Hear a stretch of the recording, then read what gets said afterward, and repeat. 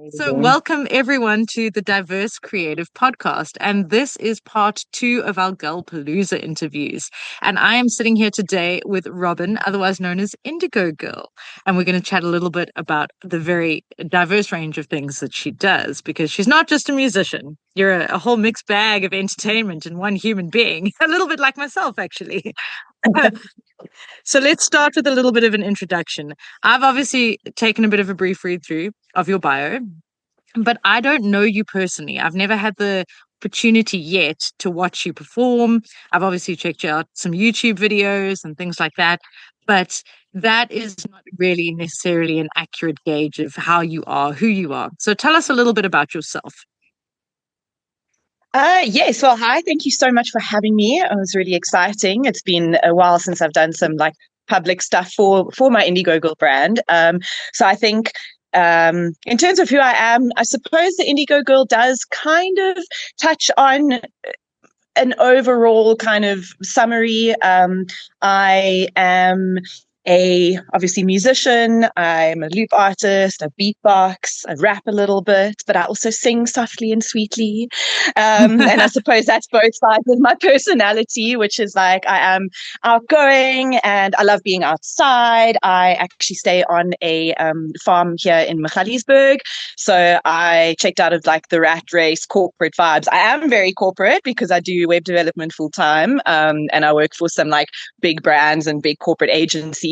But I kicked that idea of like going to work, and yeah, I've managed to build a life that I feel is the healthiest and happiest for me. And I think that is kind of the basis of my personality and my approach to life, which is, be yourself, listen to your intuition, don't get sidetracked by everyone else. We've got one life and we need to live it. So yes, nature, music, bit of professional. That's me. Oh, well, I love that. And it's actually quite funny because both myself, you, and Reets all living on farms out in the bundus a little bit. So it seems to be a trend amongst musicians and creative individuals that we feel this need to both be in society, and obviously we put ourselves out there really publicly, like on stage. We get up and we show a whole other side to ourselves. I suppose it's like a part of our personality, our stage persona, but then we feel this need to like retreat back into the bush, To back check on out, I farms. 100%. It's like, I think it's like working in something and then working on something. And I think we've realized that in order to perform and to show up in society, especially as our true authentic selves and not be drowned out by the bombardment of voices, I think that's why it draws us. We need that space in order to be able to check out. And I think a lot of the creativity comes a lot easier when you are in nature and like you're in that safe place of everything stops. You're not going to be bombarded with lights and noise and people and things, and we just get back to the actual basis of life and living. And that really, I suppose, inspires the creativity and a different viewpoint of the world. Yeah, absolutely. And I mean, I think it's essential for people who are creating, whether you are creating art or whether you're a songwriter. Solitude is a huge part. You have to give yourself the space and the time to actually create and to work on those moments of inspiration. And I know that all of us these days are kind of forced into a social media rat race, no matter where in the world we live, no matter how reclusive we are.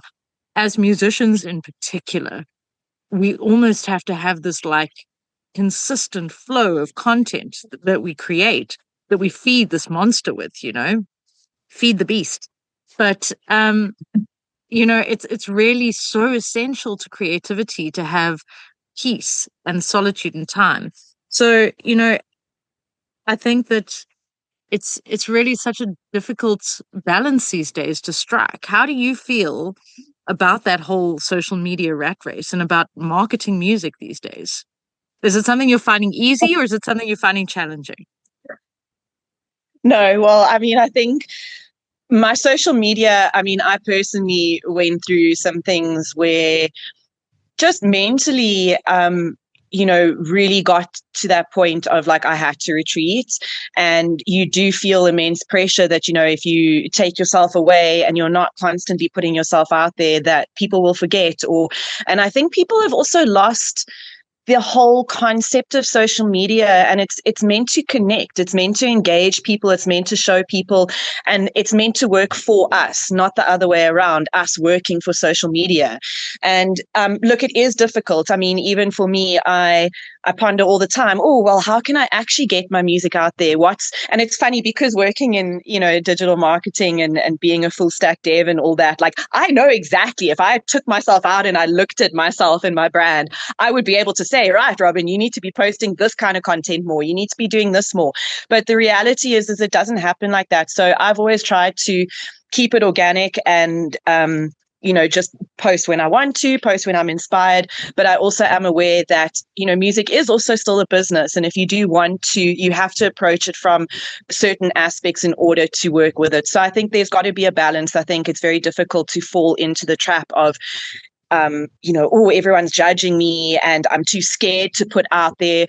What if I post something and someone makes a comment and says, oh, you're off key? And you're like, well, yeah, it's a practice video, or, this isn't, or you say something wrong, but I feel like also the musicians that are making it now and that are doing really good content, you'll see the common thread is that they are bringing something of themselves to it. So yes, we have to have these gimmicks and you've got to get on the trends and, but not just for the sake of it. If it doesn't relate, then don't do it. If it is something you can work with and you see a trend and you're like, that's so me, or you have an idea, do it. But don't, fall into that trap of doing it just for the sake of it, because I feel like that is a very deep hole that you will sink money and time into and not get the results that you want. And then also, I think what people have forgotten is that, they see these accounts with huge followings. And if you actually go and you look at that engagement, like sometimes they can have 1 million followers and they get 10 likes on a post.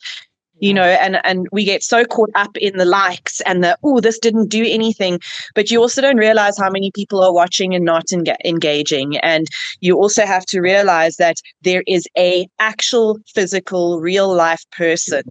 And most of those accounts gain their followers not from what they were doing on social media. And I mean, I'm not talking about, the kind of, maybe I'm showing my age here, but like the younger generation who, yes, are 100% making everything from social media. But, it's that concept of 1 million followers and you throw a gig, but 10 people come. And there's this disconnect of what you're doing online and in person. And you'll find a lot of people that have an amazing crowd at concerts.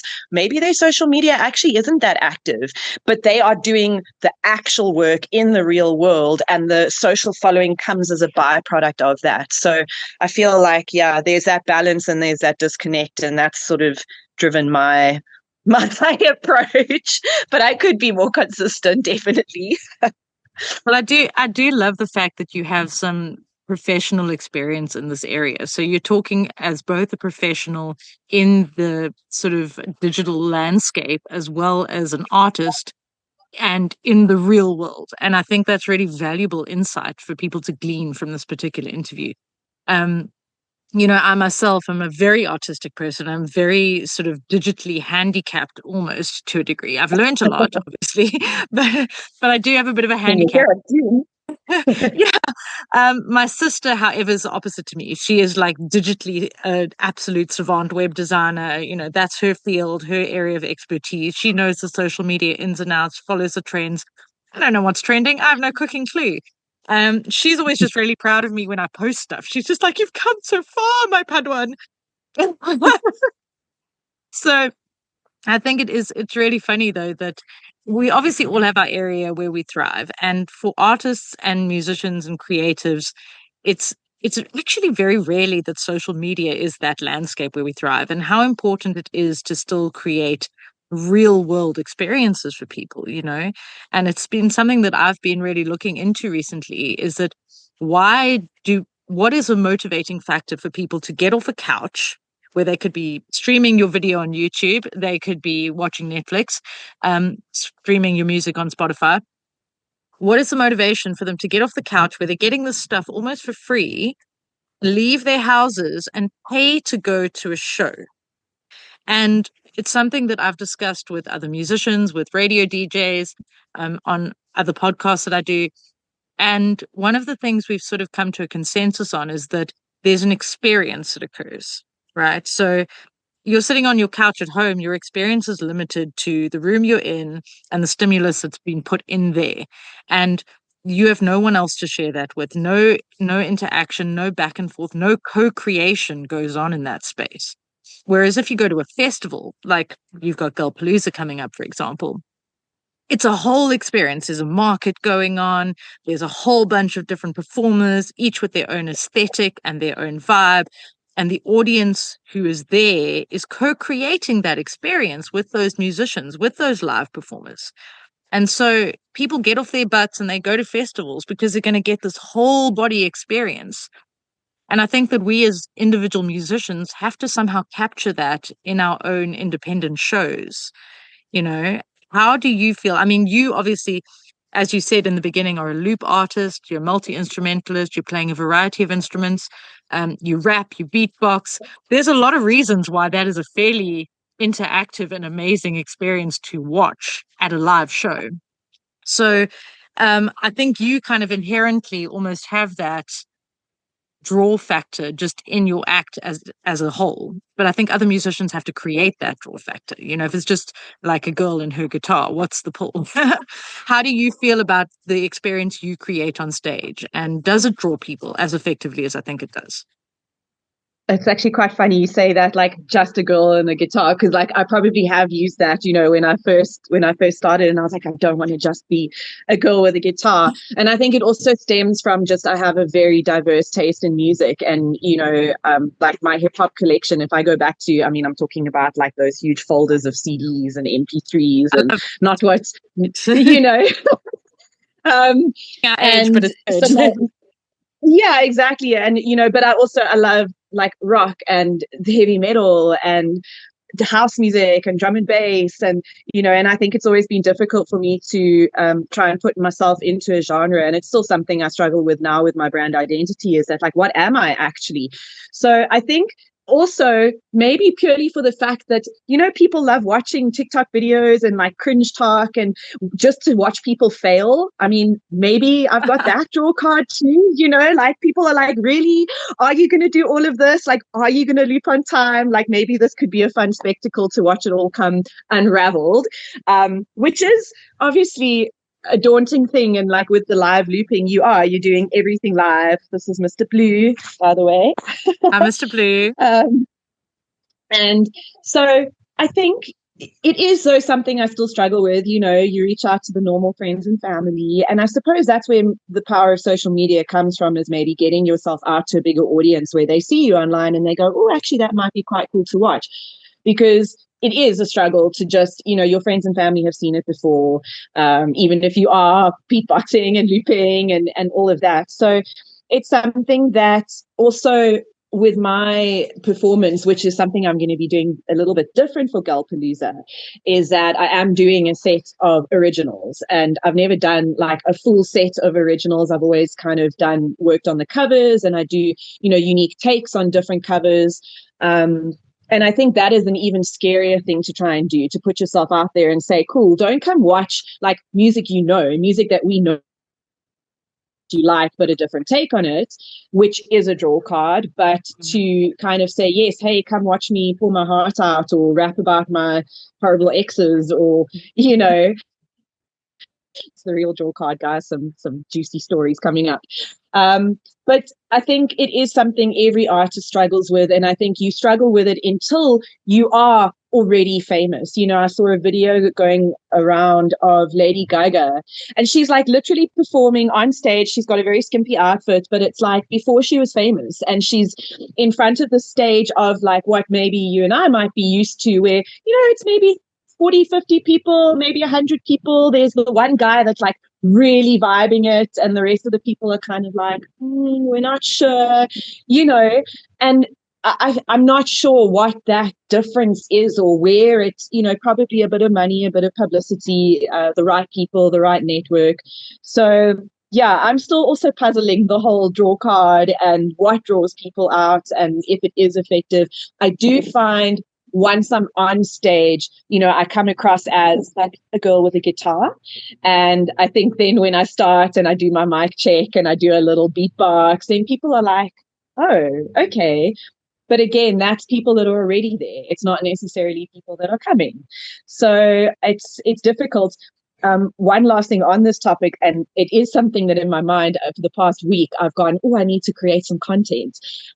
So I'll maybe try and I'll give a little idea of the concept. But the concept is, maybe we need to, again, plug into that connection and the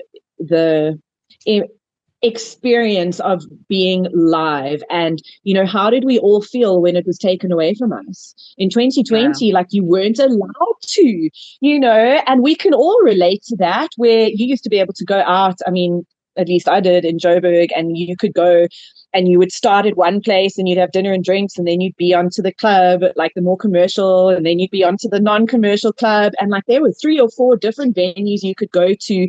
Maybe you go watch some live music.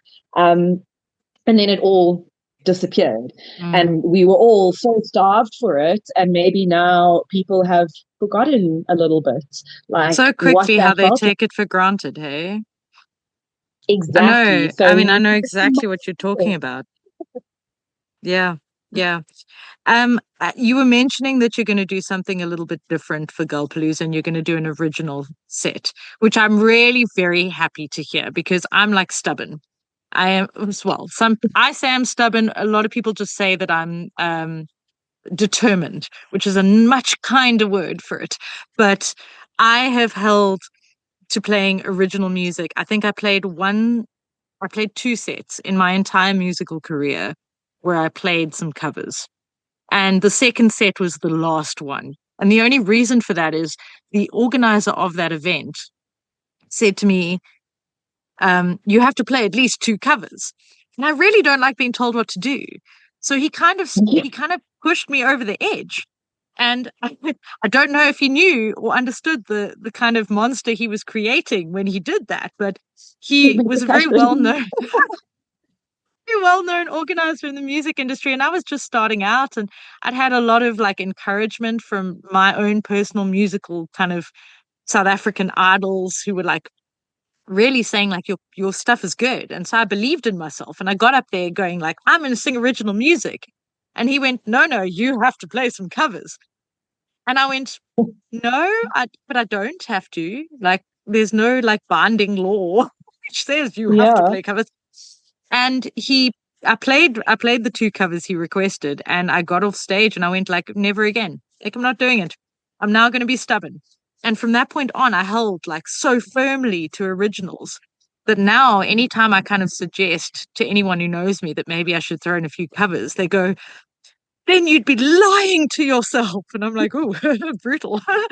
So I've become like this passionate advocate for original music, not because I don't think a good rendition of a song, a cover done in a unique and original way is not great. It's not that I don't love it. I do. It's just that I've created part of my brand has become being original. And I also feel like somebody's got to actually hold the ground for the rest of us. Like, I know that it's hard in the South African music industry not to play covers. It's pushed, especially in bars and restaurants.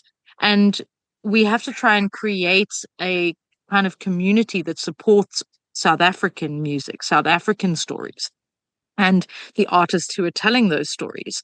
And we've got to really band together and create more original spaces for that to occur and invite people to really learn to love that. And if we don't give them the option, it's not like they're ever going to. So I'm really proud of you. Before you even begin, I'm going to tell you that I'm proud of you. I'm really proud to hear that you're doing this. And I know it's scary. I've been there. It's terrifying, but you've got this, and people are going to love it. I definitely hide behind the covers. And I mean, I love singing. I think this is it also, is that I've always had this, like, will my original stuff ever be good enough? Or, when I sit there, when you like playing your original songs at home and you're like, this is a jam, actually. Like, this is really good, and then you go and put it in like maybe the wrong setting. So you go play at a bar and like they really are just expecting covers and it's not the environment for it. It's not well received. And then you go back and you're like, okay, no, maybe I was wrong. And you don't have this benchmark of what, other people do. And maybe you don't have a publicist and maybe you aren't working with a record label and you are in your little mountain home, like by yourself, and you're not benchmarking against other things. So I think for me, I have always hidden behind covers, but also I do love the songs that I play. And it's also why I have such a broad range of covers that I will do, because it's really songs that I am feeling. So my set will change because like I might be feeling more of one emotion than the other, and that will sort of also dictate what covers I do play. And I think also because music has always been such a big part of my life, like, get angry, 13-year-old girl, go to my room with my big hi-fi and play my Americana Offspring very loudly, but then have like a really happy, funny day and I'll be jamming my house music or singing along to Backstreet Boys or whatever the case is. So I think the original stuff has always been really difficult for me to push. And it's something also because I'm a perfectionist, and with life, I've just never been able to put enough time, or what I deem enough time, into it. And I know how good I could be if I apply like how I've applied everything else in my life. And it took me a long time. Like I only realized, I think when I was 26, when I actually went, oh, yeah, like I want to be a musician. I want to do this. And I was actually inspired by another girl who's on the lineup, the lovely Maddie Behrens. She's my cousin, well, my second cousin. And her mom is my cousin on the family tree.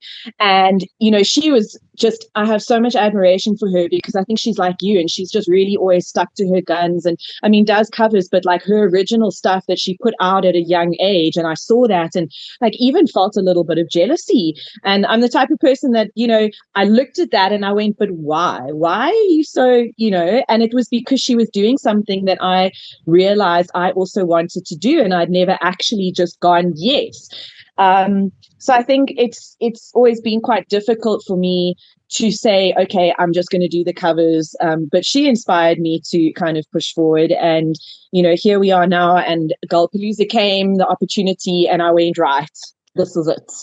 This is it. I've been doing this. I've got this repertoire of covers. Like I need to polish it. I'm going to commit to this because it will push me into finding the time to just put the time in, sitting, doing the work, doing the practicing, playing the song over 50 times and then changing, little bits and pieces. But it is going to be daunting. And also for my friends and family, there's the draw card. It's not the same covers. You can hear all the original stuff in hiding. But yeah, I'm excited, and thank you. Your words also, it makes such a difference to have other females in the industry doing their original stuff, putting it out there, and also supporting and cheering on and saying, yes, do it, like go for it. We don't want to just hear the covers, we want to hear all of you, not a diluted, polished version.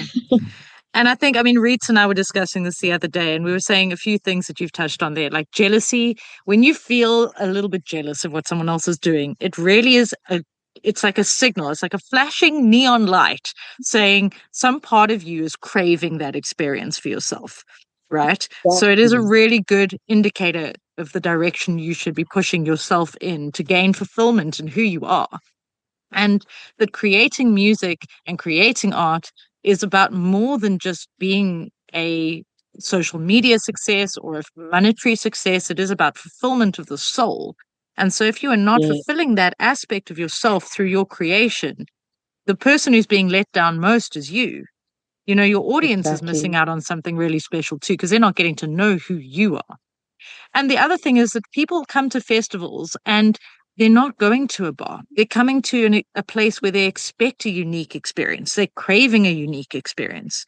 They've come hoping for something new and looking for something new. And they're there anyway. You're now being given the open space and the freedom to blossom and show them that aspect of you. And people generally are going to remember who you are more than they'll remember, oh, I know that song. That chick that played that song, I know. But if you are a unique individual, that stands out so much more, right? And so people will then automatically want to know more and continue to follow your story and your journey. which I think is really probably the best marketing we could do for ourselves, is really to be that authentic self, right? You know, show up with what we've got. And for your family and friends, perhaps they'll get to feature in a story. Oh Hopefully yeah, good no, ones. I only write stories about my ex. No, I'm joking. I do actually have I have a song, like there's one or two songs also just that are sort of stemmed from my life experiences, the one which is called Summertime, and I really love playing it because the chorus itself, it literally is about just like that moment when you realize like no one's coming to save you. Maybe you go through tragedy and something that you thought was always going to be there is not there and you get blindsided. But I think everyone ultimately has that moment. Some people, maybe it is only on their deathbed, but you realize as much as we are connected, like ultimately we are alone. When you get to that moment where you leave this world, and maybe this is morbid, but it is, I think, such a powerful and such an important realization to have that kind of changes your whole perspective on life and how you approach building your own life and dealing with, especially being in a public space and not listening or being drowned out by everyone else's opinions and thoughts. And that is that we are ultimately alone. We have to, like you said, the biggest person that's going to be disappointed is ourselves.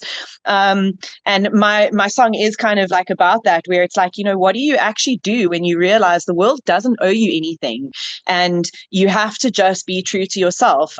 So not all of it's about raps about exes. Some of it's motivational and a little bit more about, the bigger picture of life. Well, that's, I think that, sorry, I was just trying to find my mouse cursor again. It was Sorry, I've disappearing got in a the little bee. I've got a bee little buddy. bee friend validating what I'm. Yeah. Yeah, this is totally authentic farm experiences. I've had my roosters cockily crowing in the background, my horses whinnying. You've got a bee flying around your face. This is real life, guys. Um, so 100%. we're in the last like 10 minutes of this interview. So there's a few things I just want to quickly touch on. You, like me, are also a flow performer. And when I have mentioned this to other people, I've had other people interview me and they go, what is flow? Like they honestly don't understand the word. And I think that it's quite an interesting description for what we do. Obviously, flow performance is a dance experience. We perform with fire or LED toys, and we create a light inspired dance show, really. But I think also Yeah. one of the beautiful things about it is that being a flow performer, I suppose, kind of also extends into everything else you do in life. You got to flow, you learn to flow with it, just like you learn to flow with the Yeah. fire, right? So, tell me a bit about that. Tell me how long you've been doing that. Keep it brief because I still want to chat about where people can find you Yeah. and stuff like that. But give me a So yeah, brief I mean, lowdown. maybe I was like 15, 16 years old with my friends, and we started with like tennis balls and shoelaces, made ourselves some poi. We used to go and like meet in the park, and I'm sure everyone knows what we were doing in the park as young kids. Um, a lot of greenery involved. But yeah, basically, that's how I started, and that was 20 something years ago. And yeah, since then, I've just really loved it. I do poi, the hula hooping, and I think flow, the easiest way to explain it, and everyone can relate to this, is that when you are in something, you are doing it, and you hit that feeling of everything just flows. And specifically with flow arts, what I really love about it is the whole mathematical side of it and the geometry. And that, when you see a flow artist that you're like, wow, and you get that watching them, you get that feeling of like this, everything just connects. What is so beautiful to me, and it's the same with music, it's sound waves, it's patterns, it's not things that don't exist. And when you're tapping into that flow state, it is connecting with things that are already there, and everything is perfect angles, perfect precision, and it makes those beautiful geometric patterns, but you're actually feeling it. You are connecting with that flow, and it approaches everything in life. Like you said, you find yourself in a situation where you're bashing your head against a brick wall and nothing is going right. Stop.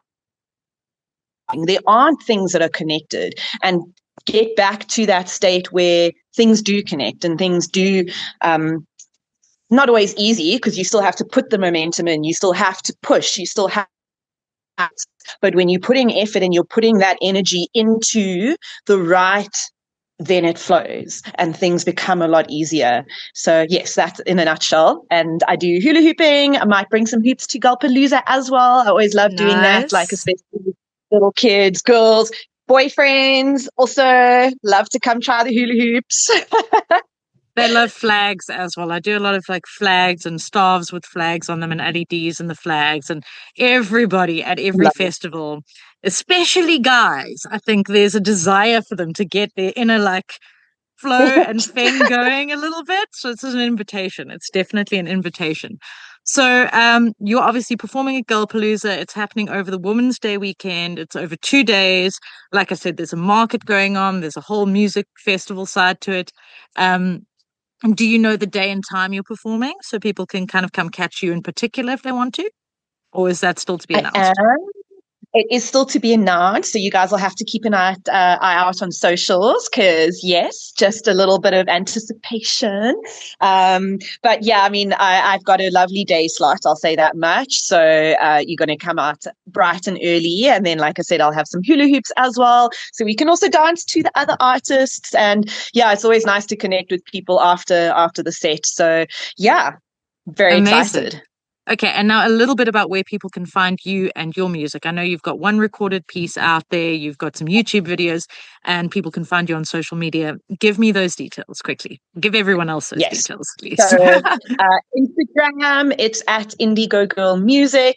YouTube as well, Indigo Girl Music. Facebook, Indigo Girl Music. You can go to indigogirl.co.za. I am like they talk about a cobbler where it's like, or an electrician, a car mechanic. Don't look at the mechanic's car. So yes, I build beautiful websites for everyone else. I cannot settle on like every time I go on and I've built it, I'm like, oh no, change this, change that. So, but Galpalooza is pushing me. So hopefully, yes, there'll be some more stuff there. But if you go indigogirl.co.za, there's a link from there to my Instagram and Facebook. Instagram is probably the most active, let's say. Facebook, I've started pushing out a bit more. And yes, I do have one song on SoundCloud. I recorded it like quite a few years ago. I've grown a lot artistically and vocally since then, but I'll just say that that song is quite important to me because the vocal take on it was just after I found out my mom passed away. So like I'd been at the hospital that morning and I literally was driving to studio, shame Jeremy from Rocket Studio, Jeremy from Satanic Daka Orgy, lovely gentleman. And I arrived there and it's like as I came around the corner, I got the message from my sister and I arrived and I sort of went and there was this massive thunderstorm and I arrived and he said, "Are you okay?" And I said, "Yeah, my mom's just passed." And he went, "Well, we don't have to do this now." And I sort of looked at him and I said, no, we do. We definitely do. So the vocal take on that one, and that's why I've kept it up all these years. But yes, I am working hard to be doing some actual proper recordings of my originals. It's more than time to do so. But come to Galpalooza and then you guys can listen and you can give me feedback and tell me which ones I should like record and release first. Amazing stuff. Thank you so much, Robyn. That is fantastic. And yeah, Thank you. well done on persevering on that day when your mom passed. I've been there. I totally relate. It's a tough one, but yeah, I think that That's shows what music is for. 100%, 100%. It's absolutely what music is for. And it shows that you are, tapping into the truth of who you are and willing to share it with the world, which is a real gift that you're giving everyone. So I hope that lots of people show up for your set. And thank you Thank so much you. for chatting to me. And I hope you get to catch one of your sets in the future. Yes, and thank you for having me. And yeah, I look forward to we can do some flow and some music and yeah, all the fun Sounds stuff in life. fantastic. Absolutely fantastic. Thank you so much, Robyn. Thank you.